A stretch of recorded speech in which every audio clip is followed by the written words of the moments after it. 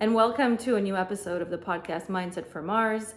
I'm Sorana Pascariu, I'm your host. We have weekly episodes, so don't forget to subscribe if you want to catch each one of them.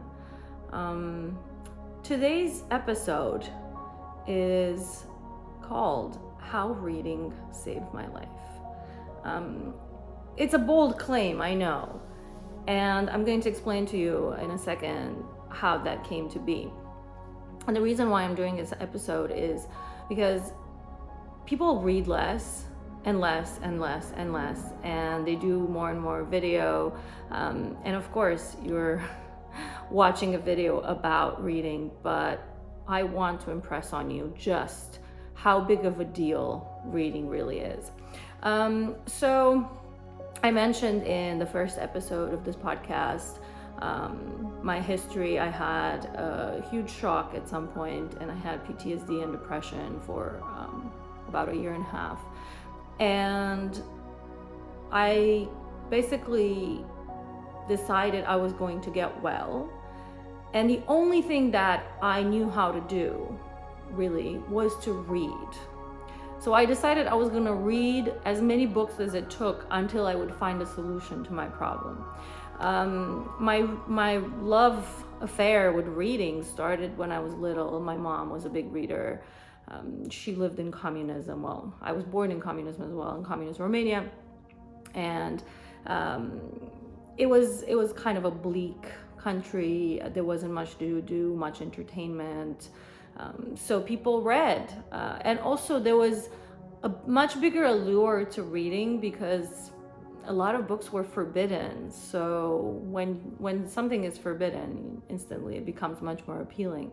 So imagine having to smuggle books and read them and then pass them to your friends because they were so they were the forbidden fruit. They were exciting. And my mom taught me, she introduced books to my life, and when I was about 8, I started reading a lot. And I think it was a form of escapism as well. My parents were fighting a lot during my childhood, so I was just like running away into my books and living a world of fantasy through the stories that I was reading. And that's how I interacted with my mom as well. That was kind of how we played. We would read books together and then discuss them and imagine that we were the characters in the books. It was magical, actually. It was such a delight to my little child's imagination. And reading became a coping mechanism later in life. So anytime I was stressed, lonely, basically I would use books to soothe myself. And this actually became a lifelong habit and an extremely important one because, fast forward to this moment when I was really, really in a dark place. I knew I had one thing to count on because I had gone to numerous doctors and they couldn't help me. And I knew I had this one thing that I could count on, and that was reading, because I knew I could outread people because I was such a voracious reader. So I decided I was going to read as many books as it took until I found a solution. And I was already reading a lot of stuff on energy healing, and I was dabbling in energy healing. So I started looking on Amazon Kindle books and downloading them and reading as many as I could. And eventually I found this one book called Becoming Supernatural by Dr. Joe Dispenza. And as soon as I started reading it, I just knew that there was a solution for me in there. It's a phenomenal book, and I'm actually going to dedicate a whole episode on that book. And it wasn't just the reading of the book, but also the meditation that Dr. Joe Dispenza describes in his book, and then he has recorded. So you can listen to the guided version as well.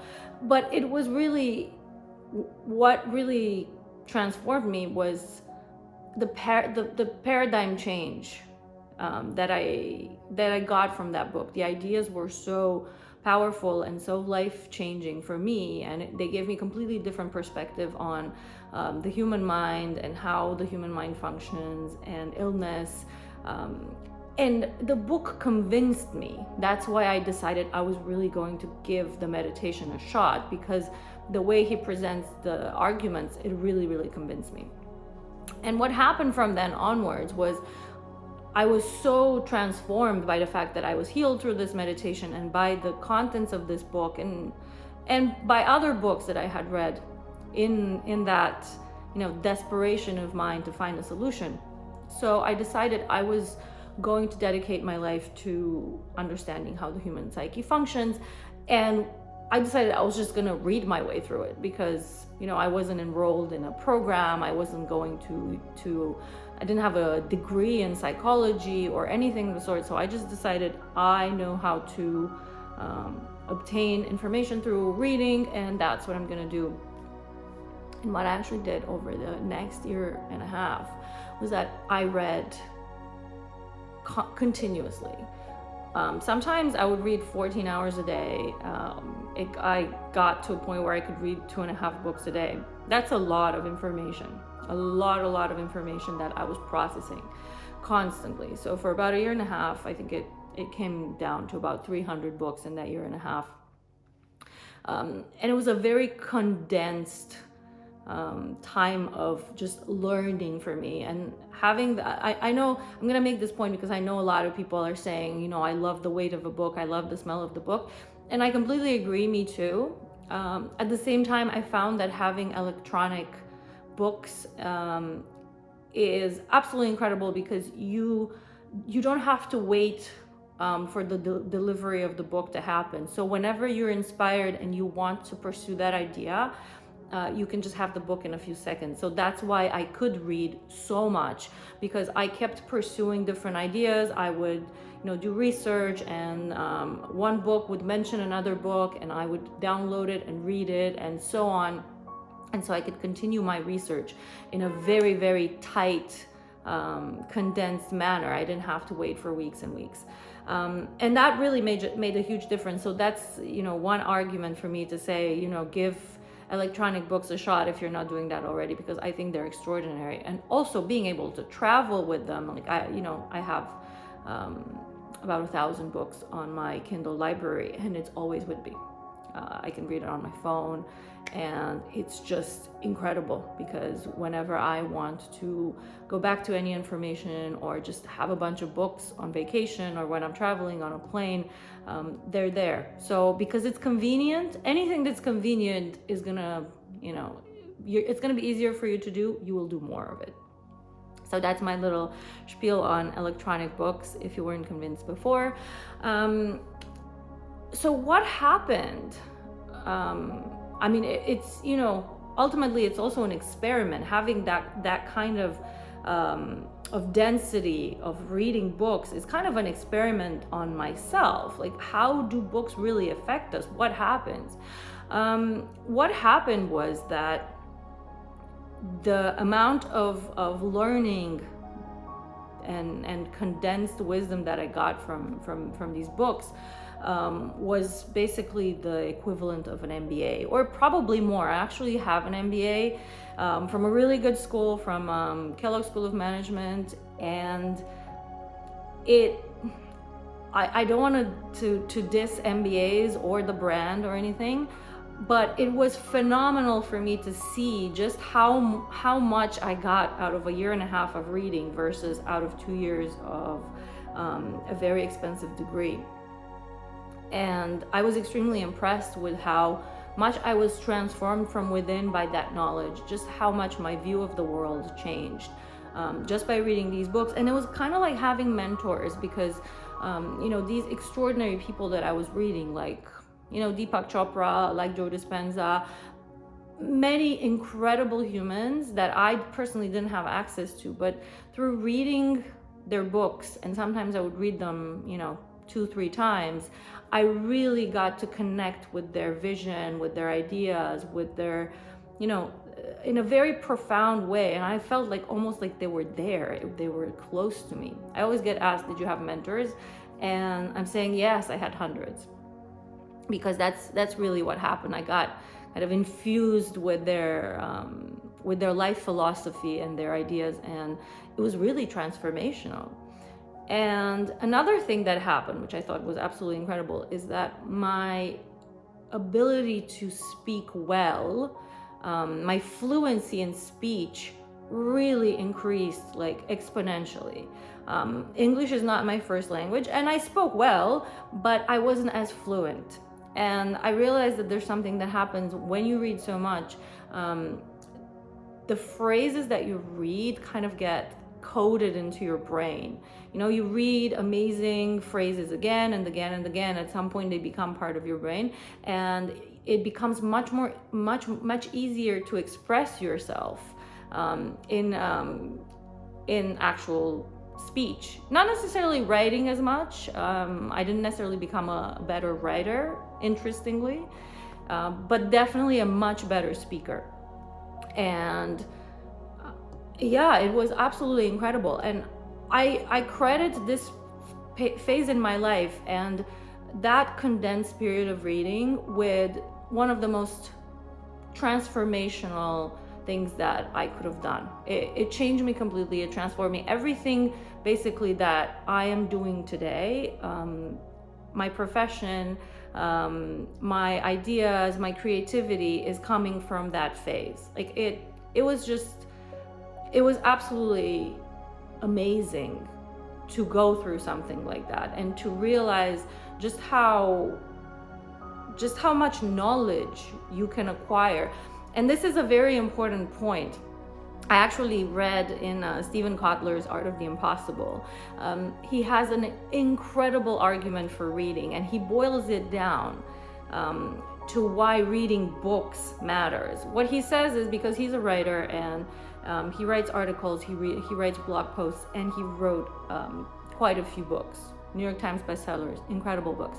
And what he says is basically if you read a 3-minute blog post, it took him about 5 days or something like that to research it. So it's about 5 days worth of research and acquiring knowledge on that particular subject. If you read like a longer magazine article, it's maybe a month, 2 months, 3 months tops of research and of being immersed in that topic. If you read a book, it could be 15 years. For him, writing The Art of the Impossible was 15 years of experience, of condensed knowledge. It takes 3 minutes to read a blog post. It can take about 6 hour tops to read a 200-page book. So basically in 3 minutes, you get 5 days worth of experience.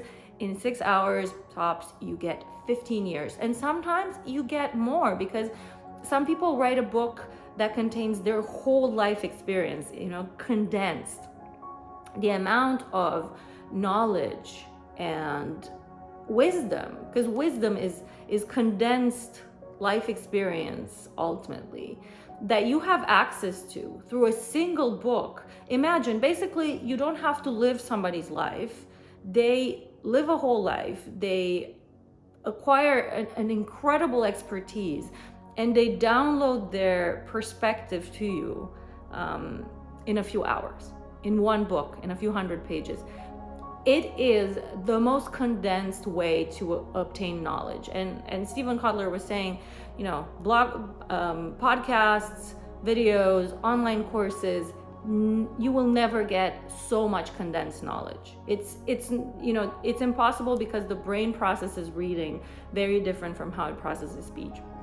Of course, blog posts, podcasts, and anything spoken can also motivate in a different way and can facilitate connection in a different way. So they have their value, but if you want to get the condensed knowledge, the books are the way to go. They are absolutely incredible. And my addition to this perspective is that books contain ideas and theories, and ultimately ideas are not an explanation of the world. Each idea is one way of looking at the world.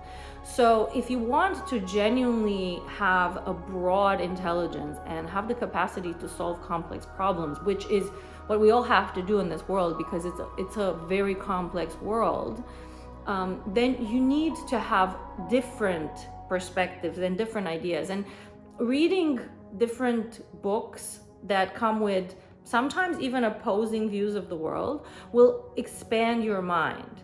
I talk a lot about expanding your mind, and I think this is one of the best ways to do it, is to add as many world perspectives as possible, and do not get attached to a single one. That's a mistake that a lot of people make. They read something that they absolutely love, and it becomes their worldview exclusively. I really recommend reading as many things as possible. That is how you build a really complex worldview, and it's essentially they give you mental models. Mental models are just ways of looking at the world from different perspectives, and ways of manipulating concepts that will then allow you to innovate, to be extremely creative, and to solve problems that haven't been solved before, just because you are able to operate with these concepts in ways that have never been combined before. It's like pieces of the puzzle that you put together in your mind. I kind of just use my mind as a blender. I just put everything in there, all the ingredients, blend it up. You never know what comes out, but it's always something good, right? It's like a smoothie. It's always good, always yummy, and it's very good for you, basically. That's, wow, really? Okay, I really came up with that on the spot. Yeah, reading is kind of like blending a smoothie. There, you have it. Probably not my best metaphor, but I'm gonna run with it for now. So I really want you to take away this from this whole spiel that I did today, is that reading is life-changing, and you cannot really do extraordinary things if you're not willing to educate your mind. And that is your responsibility. The education that you get in school is a foundation, and it's great. But really, for me, the game changer was always the extra knowledge that I was willing to acquire for myself. I went to great schools, and I'm extremely grateful for that, but I never felt that they gave me that extra competitive edge. I always obtained that as a result of my personal studies, and books accelerated that. I'm doing some great things today, and the truth is that the schools I went to didn't necessarily prepare me for that. I prepared myself by taking charge of my learning, by taking charge of my of getting that extra edge, of getting that extra perspective on the world, and getting that extra knowledge. And it's so interesting, because on any topic, and I actually saw that Steven Kotler talks about the same thing, on any topic, I would read 5 to 7 books, and I would already, through the different perspectives, just reading one book is not enough. 5 to 7 books will give you an interesting perspective on a certain subject. 300 books is already probably the equivalent of a PhD, of really, really advanced studies in something. And of course, reading books, but then you have to apply it. So of course, that's the next step, and that's outside of the scope of this particular episode. But the reading is the foundation, because it gives you a certain in-depth knowledge that you can then start to apply. So if you want to be extraordinary in any field, you will have to take charge of your education, and reading is the best way to do it. As I said, everything that extraordinary that I'm doing today is as a result of that foundation of 300 books. It cost about $1,000 in total to get that education. I was sitting at home and reading 14 hours a day, not every day, but on average, I would read 5 books a week, maybe, or 6, or something like that. It cost $1,000 for a year and a half, and I came away a completely different human. I have no words to describe just how powerful it was for me. So Yeah, I mean, I don't think I could put in a more powerful call to action. Guys, read. It's cheap and it's incredible. It's your window into other people's minds in the most condensed form possible. And I guarantee you, it's going to give you the competitive advantage that you're looking for, and it's going to change your life. Absolutely. And it's going to also make you more interesting. You know, you'll have more stuff to talk to people about at parties or wherever you go. So that's it for today. Love reading. Go read. Very happy to share this with you guys. Don't forget to subscribe, and I will see you next week in another episode of Mindset for Mars. Take care.